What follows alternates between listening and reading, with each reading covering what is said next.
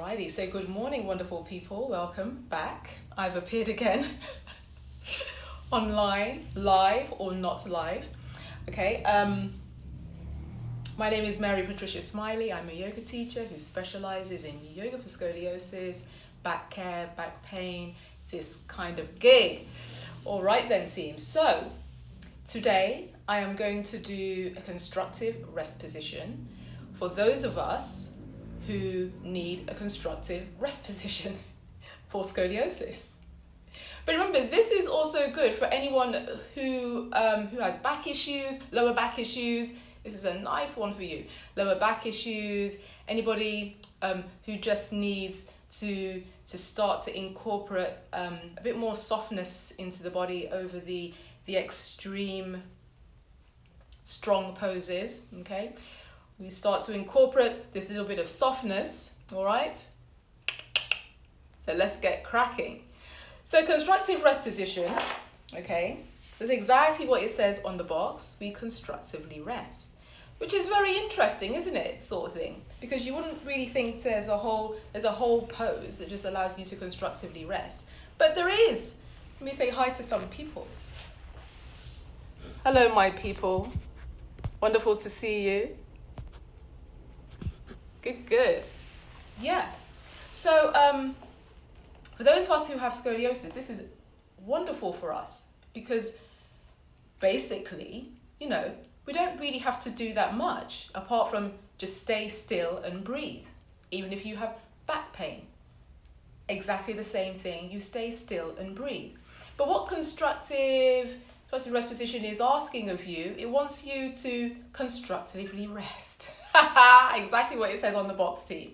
So when we're constructively resting, the two words, okay, look at the two words of what it says. Constructively, okay? So when we're being constructive, what are we doing? We're doing something that is particularly useful for that situation. So we're being constructive. In a yoga pose, when we're being constructive, what are we doing? We're trying to still bring a sense of awareness into whatever we're doing. That's the construction bit.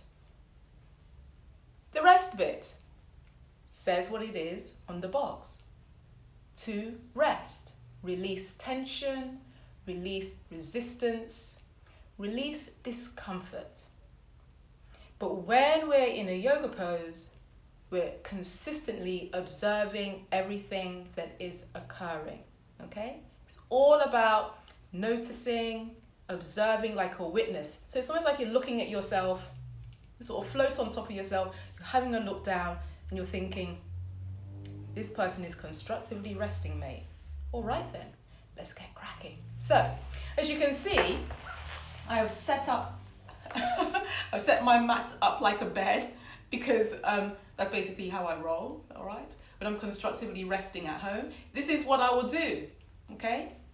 When you have scoliosis as well, you know, a lot of the things that you want to incorporate into your life is comfort, because you probably spend a lot of time, all right, in a lot of uncomfortable positions, even when you're sleeping. We will talk about that. I have loads of good tips for the sleeping people. All right. So when we're moving to constructive rest, team, let me come over to the mat now, okay? So when you go to a yoga class, this is normally what it would look like. I always recommend having a blanket at the back of the mat. You can fold it once or twice. You don't want it to be too bulky because what you want is for it just to keep some congruency with the neck. Remember the spine, or the neck is part of the spine, you know, although some of us tend to forget this in some of our poses, it is a crucial part of the spine, okay? So you come to lie down and you want the blanket to be just underneath the neck, so just on top of the shoulders, okay? You can fold this a few times. Having said that, I know that some people fold the mat, the blanket, and it ends up being some sort of cushion. I will show you an example of this. I've seen this a lot, okay? They sort of do it like this, almost like it's like a pillow. They go to lie down, and I just want you to see the angle of what's happening with the neck and the thoracic spine, okay? There's a slight angle there, meaning there's no congruency. When you have scoliosis, you want to keep the spine as neutral as what you possibly can, okay? So this is the reason why I said not to do this. You don't want the chin just sort of going into the chest like this. You know, there's a bit of scrunchiness happening there at the front of the neck. We don't want that to happen at all. We want a nice smooth line of questioning.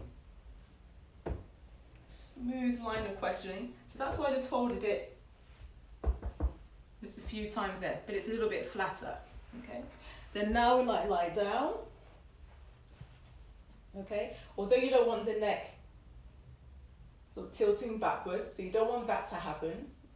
Okay. But what you can do here to make it a little bit more useful for your body, maybe take your hand onto your skull. Okay. The fingers are on the back of the skull. I want you to drag that skin backwards and then lay the head down. Then you'll feel that the back of the neck feels really nice and long. You'll feel that skin. You feel that skin stretch. And the skin becomes really important. You need to be able to feel everything in your body, so becoming more sensitive. If you don't do Iyengar yoga, start to get to know Iyengar yoga. All right, so moving on swiftly.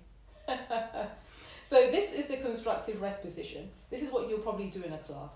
Some teachers may ask you, make it optional for you to drop the knees together. That can feel quite nice, because then you feel like you have the support of the bones. Okay. But when we have scoliosis, things change a little bit, because at the moment, how it stands, okay, I'm not really feeling a lot of my back. I'm not getting the feedback. A few videos ago, you may remember, or you may not actually remember. Are you watching the videos, team? You need to start watching them. All right then. So yes, you may remember I spoke about feedback. Feedback for people that have scoliosis is imperative, mostly because that's how we bring awareness into our body. Remember, there's a lot of parts of our back, okay, that feels quite dull to us, or we don't really have that feeling into it, okay, especially if we're not used to movement that much. So having feedback is quite important for us. So having the back down on the mat like this, okay, the feedback is now the earth that holds us and supports us through everything. All right, then moving on swiftly. So I have an extra long belt here, mainly because I'm tall, but also because I want to do something funky with it. I want to do some funkiness with it, okay? So what I'm going to do now, because I want to bring a little bit more clarity into the pelvis, or between the pelvis and the trunk. I want more clarity here. This is why I said if you don't do Iyengar, you need to start doing Iyengar. It's like yoga school, it's fabulous. I'm a nerd, so I like that kind of stuff. Okay, so with the buckle, you just want the buckle to be on the front of the right thigh. Okay, start it there. And then you're taking that belt, you're almost threading it underneath of your legs. I don't know how I'm going to do this and look like a professional, but I'm going to give it a crack. Good, good, good. Okay, so now the belt looks a little bit like this. It looks a little bit like this. Okay, I want you to keep that side of the belt down. And then with that second side you're holding in the left hand, I want you to fling it over to the same side as what the buckle side is on. But you'll notice it's at a diagonal. Once you get to that diagonal, okay, I now want you to press the feet down into the mat. So spread the toes, press the feet down. Thread that strap all the way underneath of the lower back, pow. You'll notice now that you have a little bit of almost like a girdle, sort of holding you together. So with that last part of the strap, I now want you to thread it through. There's method to the madness, team. I might do a whole video just on that alone. I think that alone is like, pretty funky. Thread it through. So you thread it through the first side of the double D. Make sure the little fastening bit is right in front so it stops it from moving, and then thread it through the second side. And then you tighten that. Ooh, that feels good. Okay, so once you start to tighten that, the buckle will end up around the front of the pelvis, which is actually a good place for it to be. You don't want it anywhere that's kind of hurting the skin or digging into the skin. Okay, so you tighten this as much as what it feels good. And then I want you to start making some serious adjustments here. Okay, so the back, the part of the strap is going around the lower back. I want you to press it down, okay, so that it's resting on the flat bit of the sacrum. It's just resting down on the flat bit of the sacrum. And then you're right there. So remember, this can be as tight or as loose as what you need, but it's nicer to have it a little bit tighter so you start to feel that clarity. You start to feel the clarity. Actually, I think for my body, I need to lift it up just a little bit more. Yeah, okay. Very nice. Okay, so you can press the legs against the belt and you start to feel that tautness. So you start to feel there is clarity now between the torso and the pelvis. And this is the constructive rest position. So the arms can just rest next to the body. I'm being quite dramatic, open the arms wide because I have space. Don't have space, have the hands just next to the body. You'll close the eyes here. And then you'll start to breathe. Good. So as I mentioned in a few videos back, okay, your job is to start observing your body in the space, okay? So just noticing how you're breathing, that in-breath, that out-breath, how fast you're breathing, texture of breath, ease of the muscles around the bone. And as you're breathing, you're letting the body just get softer and softer. You're holding no stressy tension. This is allowing the muscles to soften around the bone. So, you know, we're not holding that tension. We're not holding a pose here. Everything is just supposed to be releasing. Consider how your feet are feeling, okay? If you feel like the feet are a little flat, you're not really feeling the congruency of the femoral bone sinking or slotting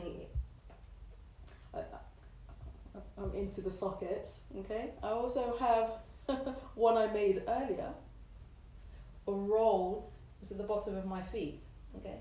So I've pressed my feet into the roll, that feels quite nice. Remember, that roll can be as large or as little as what you want. Another one that I experimented with the other day was I had my feet on blocks. That felt quite nice for me actually, because then I just felt my back just really rest down. Remember, the higher the feet, okay, actually the more you can feel the lumbar spine, the more you can feel the body is completely releasing. So you can have a go with that as well. Actually, you know what, I might show you that in a minute after I've enjoyed the warmth of this particular blanket.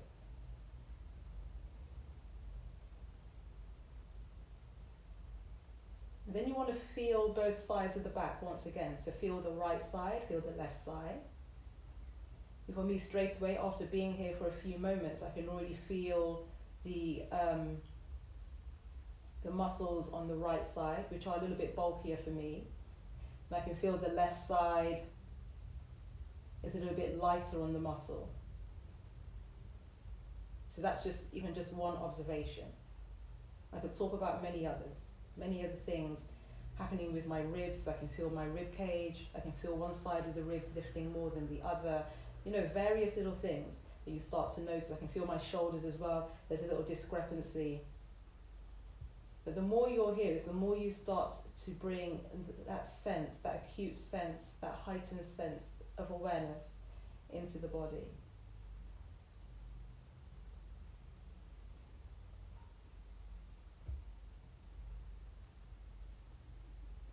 This is really nice actually, because then I can also feel my organs seem to be really settled. There's a nice soft sort of buoyancy, there's this lightness. Yeah, this is a very, very good one. I'm loving this. Okay, so with my feet on the blanket, this is a nice sensation, all right? So I'm going to try now to have my feet on the blocks, as I suggested earlier. This will be different for everybody. Not everyone's going to feel this is great for them. So with my feet on the blocks,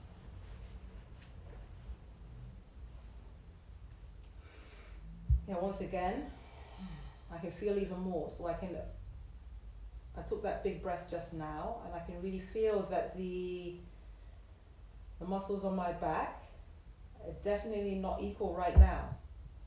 Definitely not equal right now. So as I'm breathing, I'm completely releasing. I'm also noticing here that my neck has taken a different tilt, okay? So maybe I'll fold the blanket just a little bit more and relax my head there.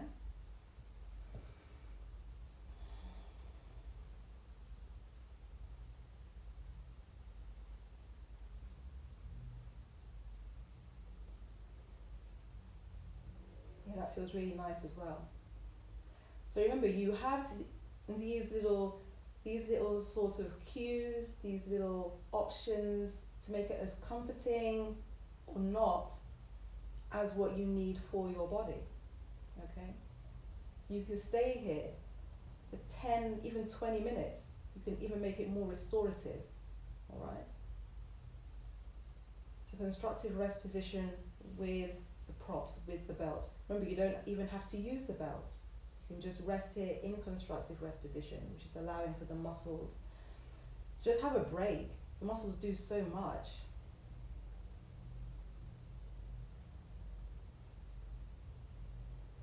And this is basically your lesson for today, team. Constructive rest position. Good, good, good. All right. So this is your lesson for today, team. Constructive rest position. I want you to have a go with this, okay?